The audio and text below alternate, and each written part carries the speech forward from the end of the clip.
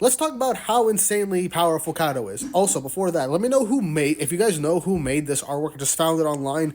I don't see an ad here. Let me know so we can actually credit this artist.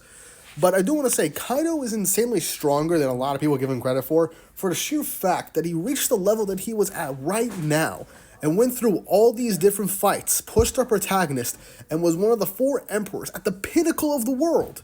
And he wasn't even an awakened devil fruit user. Take that right now. He was not awakened, and yet he was one of the strongest pirates. No, the strongest pirate, arguably, I believe, at that point. He was one of the pinnacles. He was at the pinnacle of strength in the One Piece world. Obviously, we're not counting the Gorosei and the Gaz Knights right now, or Emu right now, but like in terms of the world powers, he was one of the biggest pinnacles of strength in the world, the strongest creature in the world, and he wasn't awakened. That is insane to really think about. Now, you could argue that Luffy beat Kaido and that makes him stronger than Kaido, but I argue this. Luffy and Kaido, neither of them were at fully 100% strength, fully rested with everything that they had.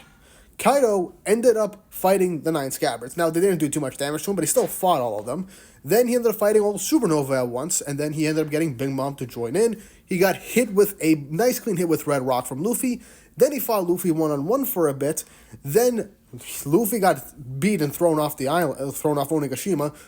Then Kaido fought Yamato for a bit. Then Luffy joined back in again. It was pushing Kaido again. And then Luffy ended up awakening to Gear 5th. And then pushed Kaido even more to the point where Luffy ended up beating Kaido. But Kaido was also holding up Onigashima at the same time. Kaido was not fully resting throughout any of their fights. That is the crazy thing to consider. Kaido's endurance is absolutely insane and is probably better than Luffy's at that point.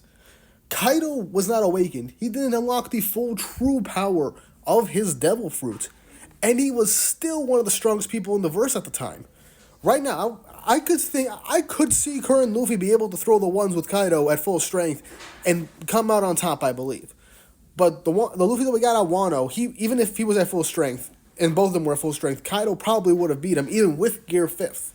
Even with that awakening. Because even though Luffy awakened to Gear 5th, that fight was still relatively even.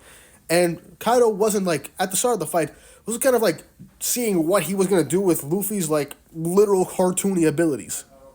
So at the end of the day, Kaido's stronger than a lot of people give him credit for. He wasn't awakened. He reached the pinnacle of strength. He went through all that, and he still was giving Luffy a tough fight, even after awakening Gear 5th. So Kaido deserves a lot more respect now than ever.